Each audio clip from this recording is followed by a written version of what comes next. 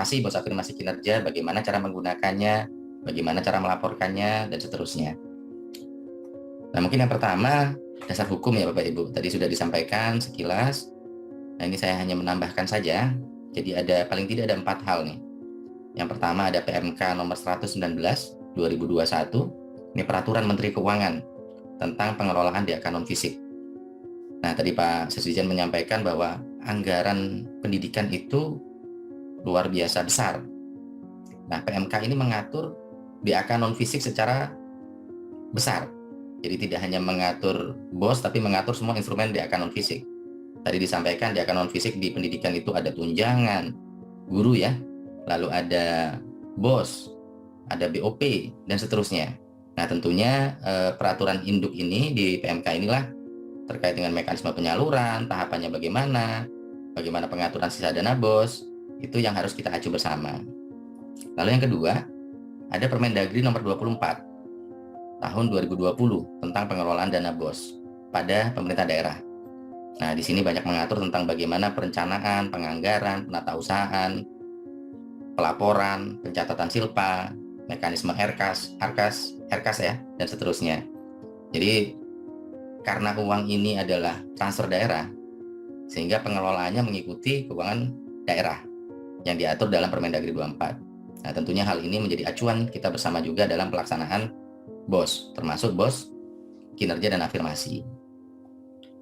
Lalu yang ketiga adalah Permendikbud Ristek nomor 16 yang junto Permendikbud-Ristek nomor 31 tentang juknis pengelolaan dana BOS kinerja dan BOS afirmasi.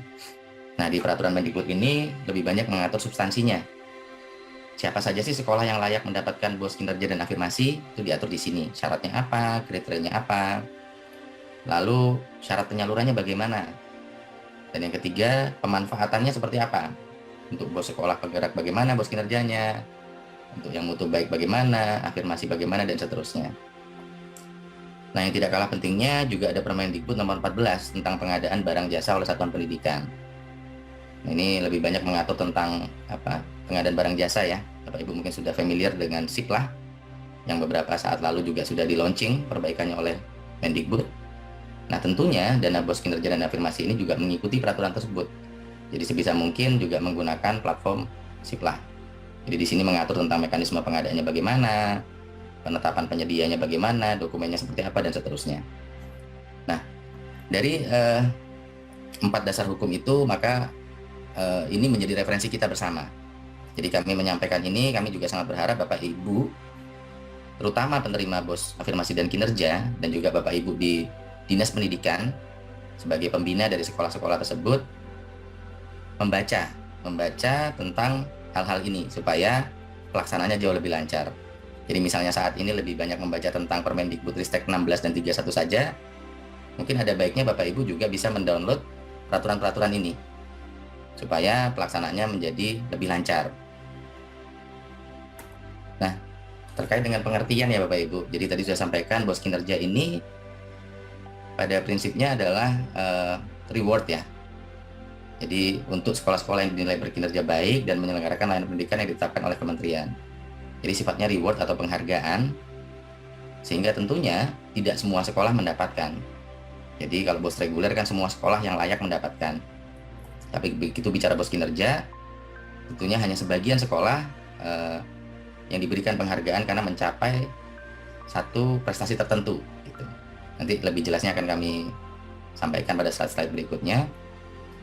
Nah, BOS afirmasi itu adalah program pemerintah pusat yang dialokasikan bagi satuan pendidikan dasar dan menengah yang berada di daerah khusus yang ditetapkan oleh kementerian. Jadi daerah khusus ini sudah ditetapkan oleh Mendikbud melalui keputusan menteri. Itu lebih banyak karena kondisi geografis, daerah terpencil, kondisi daerah terpencil atau terbelakang, pulau terkecil, dan seterusnya. Jadi BOS afirmasi ini intinya memberikan afirmasi tentunya kepada sekolah-sekolah yang posisinya itu memang sulit, dalam artian tidak bisa digabung dengan sekolah lain karena jaraknya jauh, tapi ada penduduk yang harus dilayani, sedangkan biaya operasionalnya itu jauh lebih mahal dibanding dengan sekolah-sekolah yang ada di kabupaten yang sama.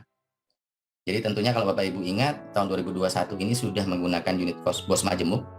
Bisa saja satu kabupaten saat ini mungkin unit cost bosnya sudah untuk SD misalnya normalnya 900. Lalu ada satu kabupaten yang unit cost-nya itu karena kemahalan menjadi 1,5 juta. Sudah naik memang, tapi dalam kabupaten tersebut ada satu sekolah yang posisinya di ujung sekali, dan bahkan meskipun sudah dinaikkan 1,5 juta itu masih kurang.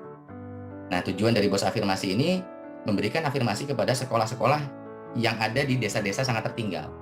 Jadi satuannya bos afirmasi ini menggunakan desa, berbasis pada desa dengan kondisi yang aksesnya sangat tertinggal. Nah, itu pengertian dari dan tujuan dari bos kinerja dan bos afirmasi. Nah, ini total alokasinya ya Bapak Ibu. Jadi total alokasinya itu ada 300. Karena sekolah penggerak sendiri adalah sekolah yang memang untuk menjadi sekolah penggerak itu butuh proses. Pertama dari daerahnya menunjukkan komitmen. Lalu yang kedua, kepala sekolahnya harus diseleksi sedemikian rupa yang menunjukkan bahwa memiliki daya juang tinggi dan seterusnya. Jadi satu sekolah untuk mencapai titik menjadi sekolah penggerak itu dibutuhkan proses. Dan harapannya sekolah penggerak ini setelah melalui banyak proses tadi diharapkan untuk terus didampingi oleh Kemdikbud, Ristek untuk melakukan transformasi. Jadi di sini gambarannya ada 4 parameter yang digunakan, mulai dari hasil belajar, lingkungan belajar, pembelajaran, serta refleksi diri dan pengimbasan. Nah, harapannya sekolah-sekolah penggerak ini pada akhirnya mencapai di level tertinggi, yaitu di tahap 4, di mana pembelajarannya itu di atas level yang diharapkan. Jadi, beberapa studi atau pengamatan yang dilakukan, misalnya ada anak kelas 5 SD, itu belum tentu kalau dites literasi numerasinya, ilmunya itu memang setara kelas 5. Ada yang sebenarnya ketika dites siswa-siswa itu, oh ternyata kemampuannya literasi numerasinya masih setara kelas 2. Nah, harapannya kita yang tahap 4 justru di atas level yang diharapkan. Jadi lebih baik dari level yang diharapkan. Tadi misalnya kelas 5 ya mungkin skillnya di atas kelas 5 lah gitu. Termasuk lingkungannya diharapkan aman, nyaman, inklusif. Pembelajaran juga berpusat pada murid. Jadi kita tahu dalam satu kelas misalnya ada 25 anak. Mungkin yang 5 anak pendekatannya agak berbeda dengan yang 10 anak lainnya. Jadi harapannya sekolah itu bisa melakukan pembelajaran sesuai dengan kebutuhan muridnya. Dan seterusnya lah Bapak Ibu. Jadi sekolah penggerak ini memang diintervensi khusus dan diberikan penghargaan berupa bos kinerja, dikarenakan tadi dengan proses yang sudah dijalankan, dan setelah proses itu harapannya dapat melakukan transformasi sampai dengan tahap 4. Ya meskipun tidak bisa langsung ya, bisa jadi sekolah penggerak yang ada saat ini ada yang masih di posisi tahap 1. Ya pasti namanya anak tangga mungkin naiknya satu-satu atau bahkan setengah-setengah, tapi pada intinya semuanya kami berharap akan mencapai pada tahap 4. Jadi itu salah satu alasan utama mengapa sekolah penggerak ini mendapatkan pos kinerja. Nah, selain itu, untuk mencapai transformasi tadi, ada 5 intervensi besar yang dilakukan kepada sekolah penggerak. Ini ditetapkan di dalam keputusan Menteri tentang program sekolah penggerak. Jadi 4 hal yang paling besar. Ini yang pertama adalah penguatan SDM sekolah. Jadi penguatan kepala sekolah, pengawas, penilik, guru, dengan berbagai hal lah ya, pelatihan-pelatihan atau hal lainnya. Lalu yang kedua adalah penerapan pembelajaran dengan paradigma baru. Jadi pembelajaran yang berorientasi pada penguatan kompetensi dan pengembangan karakter. Ini baik melalui pembelajaran di dalam kelas maupun di luar kelas, ekstrakurikuler, kokurikuler, dan seterusnya. Lalu yang ketiga, perencanaan berbasis data. Ini mungkin banyak juga yang nanya apa sih gitu kan. Nah, perencanaan berbasis data ini sebenarnya hal yang umum ya, namanya merencanakan ya harusnya berbasis data gitu kan.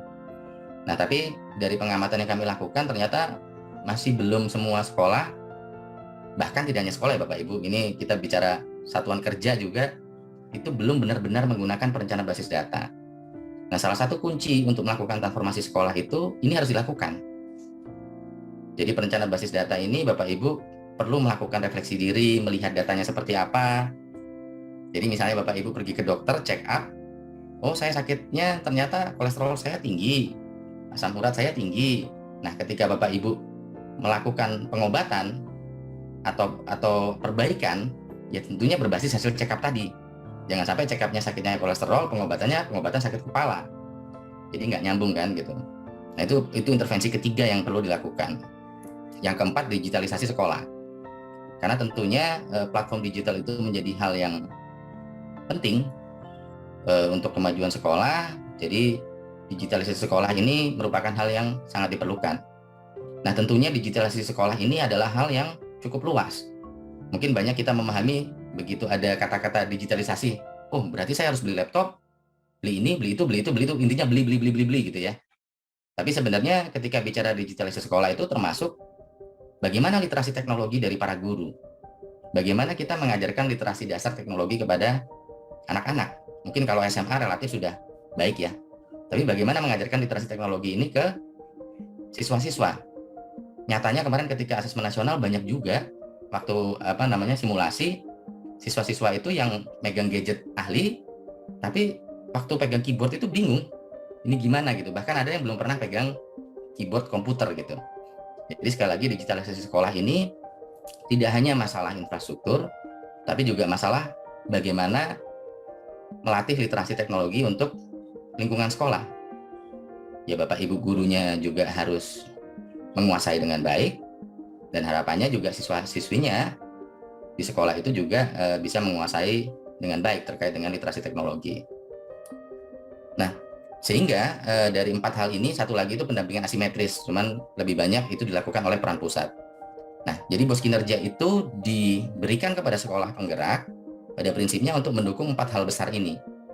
Untuk mencapai transformasi sampai tahap 4 melalui paling tidak 4 hal ini. Begitu Bapak Ibu. Nah, lalu berikutnya ada kelompok sekolah yang memiliki prestasi gitu.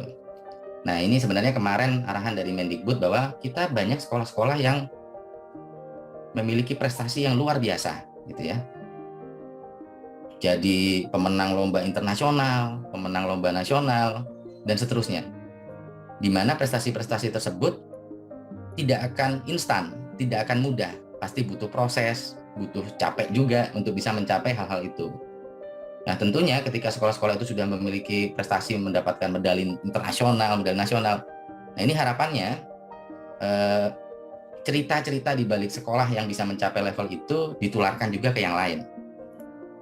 Nah, tapi yang pertama, dengan proses tadi perlu diberikan penghargaan atas prestasi yang telah diraih sekolah-sekolah ini.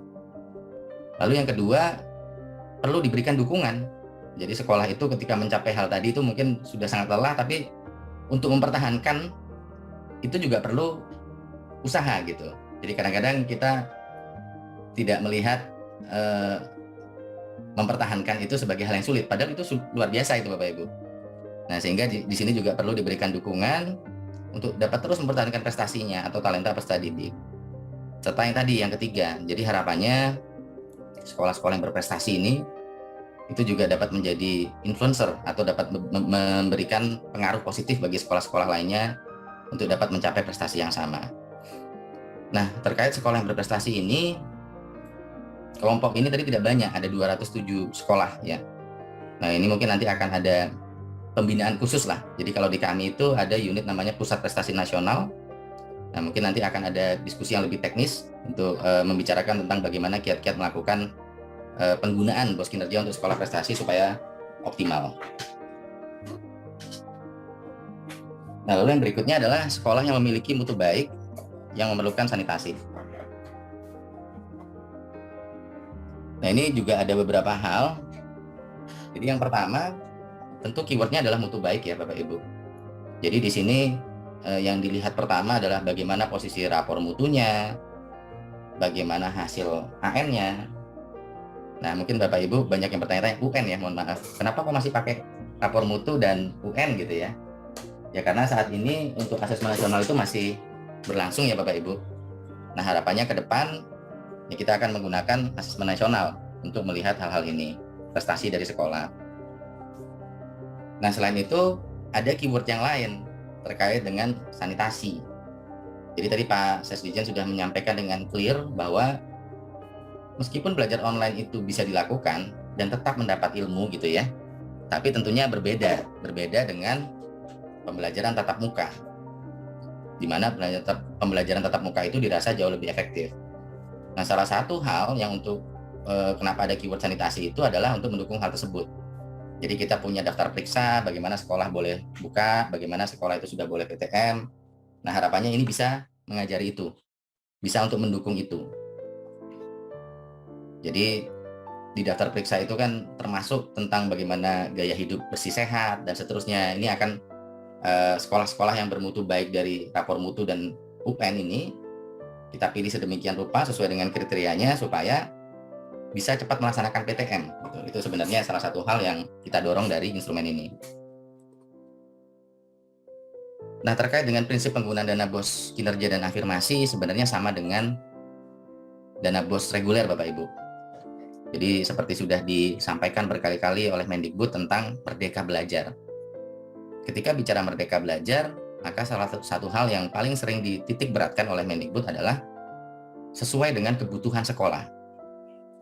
Jadi itu kata kunci utamanya, sehingga prinsip-prinsip ini fleksibel, efektif, efisiensi, akuntabel, transparan, ini tetap harus dipenuhi.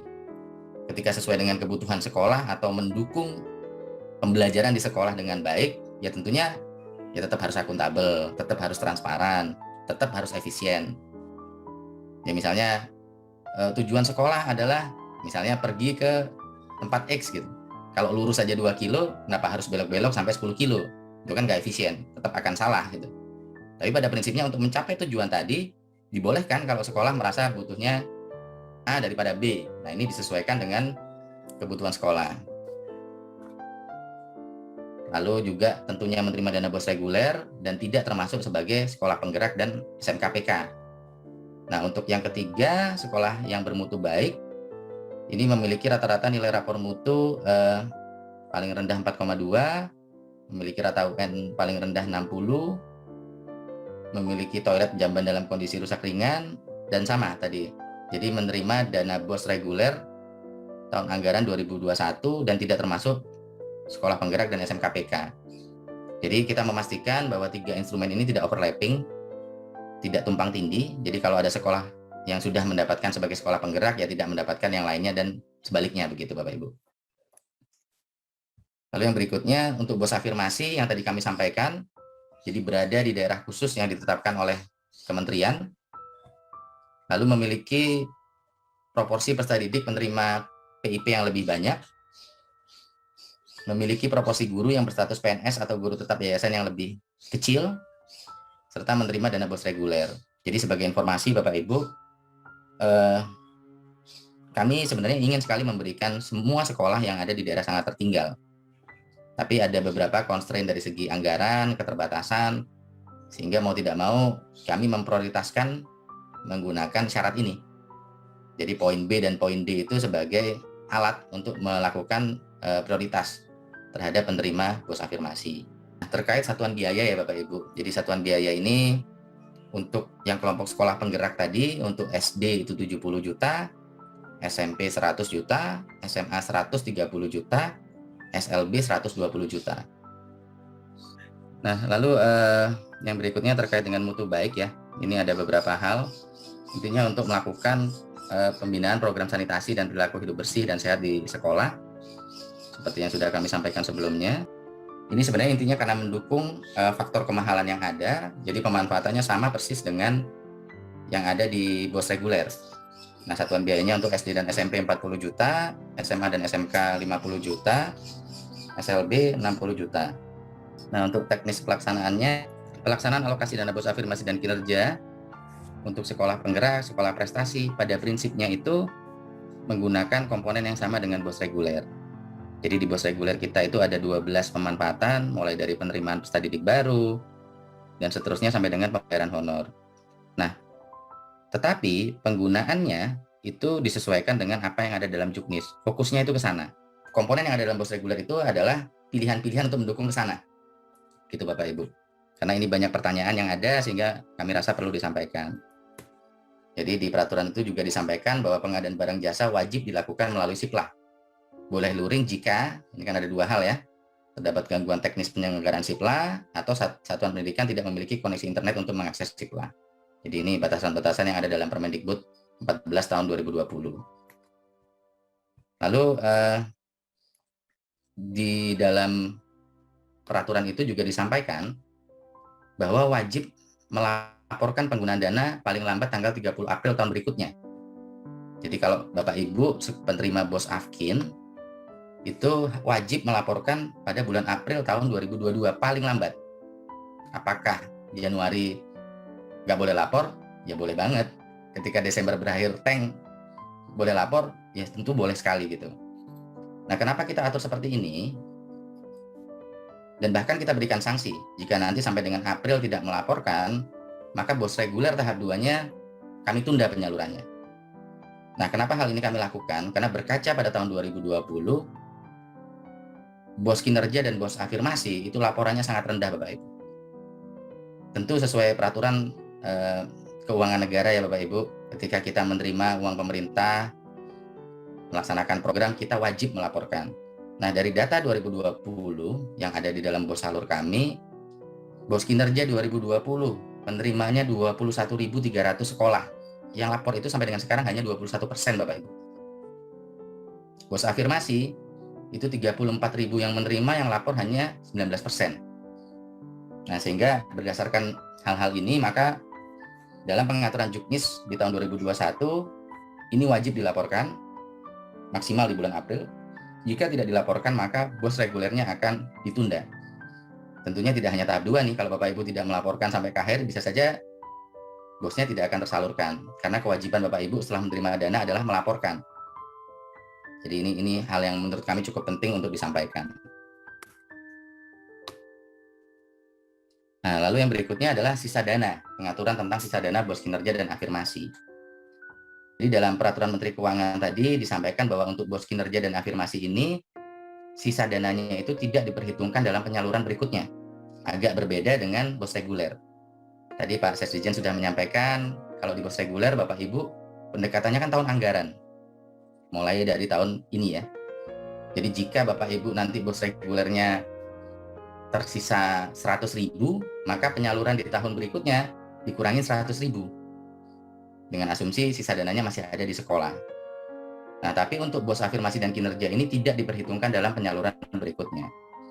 Nah, kemudian pertanyaannya kan, apakah uang nanti jika tersisa, gitu kan, misalnya saya dapat BOS kinerja 100 juta, saya sampai dengan Desember baru pakai 70 juta, tersisa 30 juta kan. Nah, kan pertanyaannya adalah, apakah 30 juta itu bisa saya gunakan terus? Nah, berdasarkan Permendagri 2420, 30 juta itu seharusnya menjadi silpa. Jadi harus ditetapkan dulu menjadi silpa dan dapat dianggarkan kembali di tahun berikutnya atau 2022 dengan ketentuan yang pertama, harus diaudit dulu melalui APIP daerah untuk diakui sebagai silpa, dan yang kedua dianggarkan kembali pada APBD. Jadi kalau tadi pertanyaannya apakah bisa dipakai kembali? Bisa, tapi lakukan dulu hal ini secara administratif supaya betul. Lalu bagaimana dengan pemanfaatannya? Nah, pemanfaatannya berpedoman pada Juknis yang berlaku di tahun bersangkutan gitu Bapak Ibu. Jadi ini banyak pertanyaan terkait hal ini. Mungkin kami sampaikan kembali bahwa tidak serta-merta ketika Bapak Ibu nanti BOS afirmasi atau kinerja misalnya tersisa, dan kami sangat berharap sebenarnya menurut tahun anggaran ini bisa diselesaikan, tapi jika tersisa boleh dimanfaatkan kembali, tapi harus menyelesaikan beberapa administrasi bersama dengan daerah tentunya untuk dapat digunakan kembali. Nah, mungkin sedikit info terakhir Bapak Ibu, tadi Pak Sesdijen sudah menyampaikan bahwa ke depan akan ada pengaturan rekening, standarisasi rekening untuk menghindari retur-retur yang terjadi. Jadi kalau kami sampaikan mulai dari BOS Salur langsung di tahun 2020, updating data rekening itu adalah dari sekolah. Ya, jadi ketika sekolah itu diperbolehkan untuk melakukan updating rekening, ternyata ada kecenderungan sekolah itu sering sekali berganti rekening, dan kadang-kadang alasannya juga tidak jelas. Kadang nomor rekeningnya sama, tapi namanya ditambahin spasi, yang tadinya SMP swasta ditulis SMPS, dan lain sebagainya lah, yang kadang-kadang kami sendiri juga, apa sih masalahnya gitu. Nah, ke depan kami sesuai dengan standarisasi rekening yang kita atur, dan itu kita sudah diskusi dengan Kemdagri, dengan Kemkeu. Tadi sampaikan Pak Ses bahwa ke depan rekening itu tidak akan 2022 ya, rekening itu tidak akan diupdate lagi oleh sekolah masing-masing. Jadi rekening itu harus ditetapkan oleh kepala daerah, rekening sekolah itu ya, untuk BOS ini, baik oleh gubernur, wali kota, atau bupati. Sehingga tidak semudah itu, tidak sehari kayak minum obat 3 kali dirubah, kepala sekolahnya pindah dirubah rekening. Menurut kami alasan-alasan yang seperti itu tidak bisa lagi digunakan untuk merubah rekening. Ini salah satu akibat dari perubahan rekening yang alasannya kami sendiri tidak tahu gitu. Jadi baru 2 minggu lalu sebagian dari sekolah penerima BOS afirmasi dan kinerja itu sudah menerima penyaluran. Nah, akan tetapi ada 176 sekolah yang mengalami retur. Ada 92 sekolah untuk BOS afirmasinya retur. Lalu BOS kinerjanya di mutu baik ada 23, sekolah penggeraknya ada 59, sekolah prestasinya ada 2. Total returnya di 176 sekolah itu 10,6 M Bapak Ibu. Padahal waktu untuk mengurus retur ini pasti butuh proses, karena tidak hanya Kemdikbud yang memproses, tapi kami pun perlu mengurus kembali ke Kementerian Keuangan. Di Kementerian Keuangan pun juga butuh proses, karena di Kementerian Keuangan itu ada Direktorat Jenderal Perimbangan Keuangan, kemudian ke Perbendaharaan, kemudian ke KPPN, baru nyampe lagi ke sekolah. Jadi sayang sekali sebenarnya waktu yang terbuang karena masalah retur-retur ini. Nah, sehingga ini hal yang perlu kita antisipasi Bapak Ibu ke depannya dengan pengaturan-pengaturan rekening. Nah, lalu dalam gambaran ini, bagaimana nasibnya 176 sekolah yang retur ini? Apakah bisa kita proses ulang? Tentunya bisa. Namun sampai dengan saat ini baru ada 1 sekolah yang sudah retur sukses di kelompok afirmasi. Nah, bagaimana cara melakukan perbaikan returnya? Ini ada 2 pihak sebenarnya. Jadi tentunya sekolah perlu melakukan perbaikan rekening. Jadi kami punya sistem di bos.kemdikbud.go.id. Jadi sekolah bisa membuka laman tersebut, lalu melakukan perbaikan rekening sekolah sesuai nomor dan nama rekening yang tertera pada buku bank, lalu di-submit perbaikannya. Nah, kami tidak bisa langsung mengeksekusi kalau belum ada persetujuan dari Dinas Pendidikan. Jadi kalau tadi SD SMP berarti Dinas Pendidikan Kota gitu ya.